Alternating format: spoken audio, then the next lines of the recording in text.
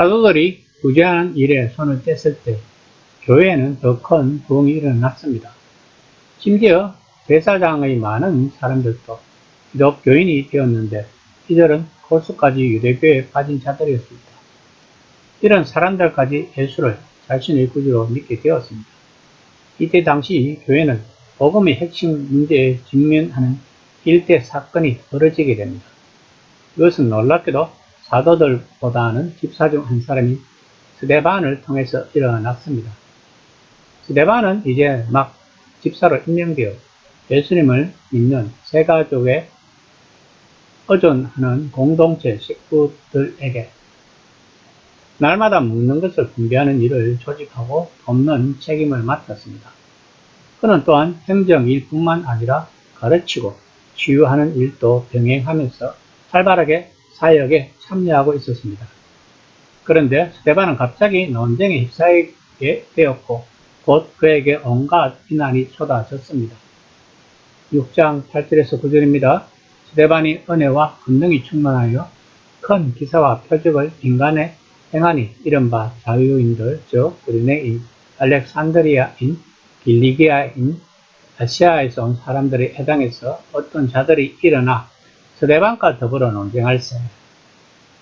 스데반은 그리스어를 사용하는 유대인 사회에 속했던 것 같습니다. 그렇다고 아람어를 쓰는 유대 출신 유대인보다 율법이나 성전에 대해 느슨했던 것은 결코 아닐 것입니다. 왜냐하면 외국에 나가면 다들 애국심이 더 좋아지니까요.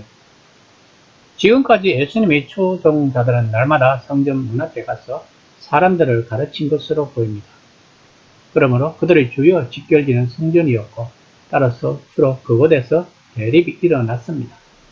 그런데 스데반은 예루살렘 지역에 있는 그리스를 사용하는 회당에 출석했고 그곳에서 예수님에 대한 선포로 인해 그곳에 참석한 디아스포라들과 심한 논쟁을 하게 되었던 것입니다.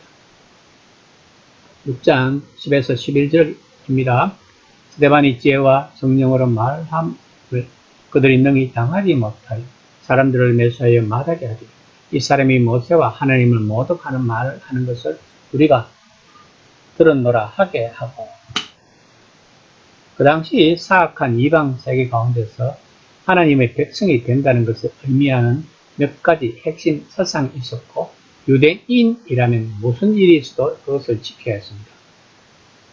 그것을 벗어나는 이야기를 하는 사람은 곧바로 공격을 받고 비난을 받았습니다. 그것은 성전과 율법과 예루살렘과 성전을 중심으로 하는 성지 그리고 민족 정체성이었습니다.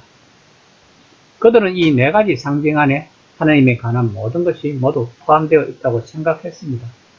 그래서 스데반이 말할 때마다 사람들은 너는 모세의 율법을 침해하고 있다. 너는 성전을 거스른 말을 하고 있다. 무엇보다도 너는 하나님을 모독하고 있다고 비난했던 것입니다. 초대 그리스도인들이 주장했던 것은 우리 조상들이 하나님이 애초에 율법과 성전을 주신 목적에 따라 이제 새로운 일을 하고 계신다는 것이었습니다. 그러므로 그 당시 강경한 유대인들의 관점에서 보면 그들이 스데반을 비난하는 것은 틀린 것이 아닐 것입니다. 그런데도 그들은 스데반을 반박할 수 없었습니다. 왜냐하면 그가 확신과 성령의 능력으로 자신의 말을 뒷받침하는 논쟁을 계속 제시했기 때문일 것입니다. 이런 상황에 처하면 사람들은 둘 중 하나를 택하게 됩니다. 상대방이 옳을 수도 있다고 인정하거나 아니면 진창을 끌어들이는 거나. 그런데 그들은 후자를 택했던 것입니다. 결국 그들은 스데반을 사내들인 공회로 데려갑니다. 13에서 14절입니다. 거짓 정인들을 세우니 이르되 이 사람이 이 거룩한 곳과 율법을 거스러 말하기를 맞이 아니하는도다. 그의 말에 이 나사렛 예수가 이곳을 헐고 또 모세가 우리에게 전하여 준 규례를 지키겠다 함을 우리가 들었노라 하거늘. 사형을 시키려면 두 사람 이상의 증인이 필요했습니다. 그러면 이들은 애초부터 스데반을 죽이려고 마음을 먹었던 것입니다. 이들이 이렇게 결심한 이유는 율법 소유자인 모세와 하나님을 못 어겼고 성전을 못 어겼으며 율법을 거스러 말하였고 나사렛에서가 성전을 허물고 모세가 우리에게 물려준 간섭들을 고칠 것이라고 스데반이 말했기 때문입니다. 그런데 스데반은 왜 이렇게 논쟁에 있어서 물러나지 않았을까요? 그것은 스데반은 하나님이 살아계심을 알았던 것입니다. 그 하나님이 자신에게 능력을 부어주셔서 큰 기사와 표적을 민간에 행했던 것이었습니다.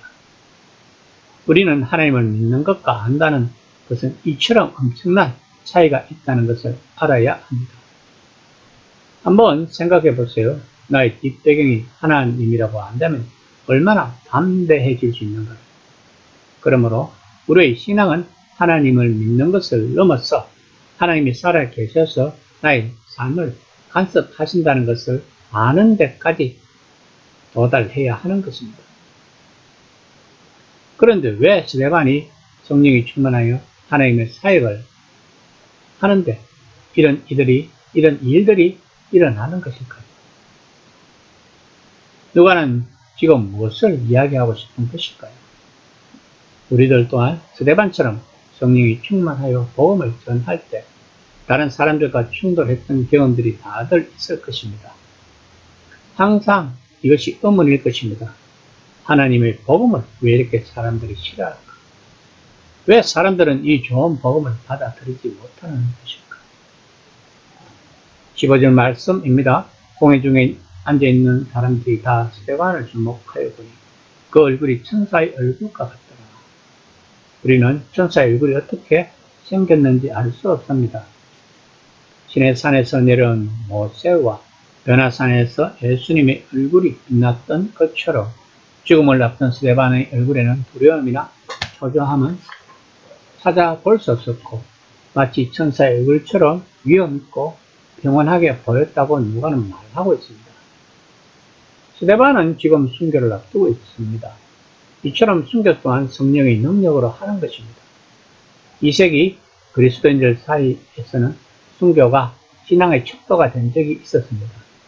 물론 그때까지 임박한 종말론을 믿었던 사람들이 많았을 것입니다. 그래서 순교가 유행을 했던 것입니다. 이 시대의 인물인 오리겐 또한 순교를 하고자 했는데 아버지의 만류로 순교를 하지 못하게 되자 스스로 남자의 상징을 거세했다고 합니다. 이처럼 순교 또한 성령에 의지하지 않고 하는 것은 우리들의 의를 위하여 하게 된다는 것입니다. 하나님 앞에 가서 하나님, 저는 하나님을 위하여 순교까지 했습니다. 라고. 이것은 하나님께 영광을 돌리지 않고 자기 자신에게 영광을 돌리는 것입니다. 본문에서 누가가 우리들에게 무엇을 말하고 싶은 것일까요? 하나님을 중심으로 사는 그리스도의 삶을 이야기하고 싶은 것은 아닐까요? 그런데도 우리들은 하나님을 우리들을 중심으로 그리고 교회를 위하여 있는 분으로 생각하고 있는 현실입니다. 가만히 우리들이 기도하는 내용을 한번 묵상해 보세요. 어떤 기도를 하고 있는지. 지금은 복음을 전한다고 스데반처럼 순교하는 일은 우리 주변에서 일어나지 않습니다. 그러나 사람들은 복음을 싫어합니다. 더구나 요즘은 더욱더 그럴 것입니다. 그럼에도 불구하고 우리들은 복음을 전해야 하는 것입니다. 왜냐하면 이것이 스데반처럼 우리들의 사명인 것입니다. 이 모든 것을 하나님은 지켜보고 계신다는 것을 명심하면 담대하게 될 수 있다는 것입니다. 이 시간에 묵상해 봅시다. 나는 지금 하나님의 성령에 힘입어 강하고 담대하게 복음을 전하고 있는지를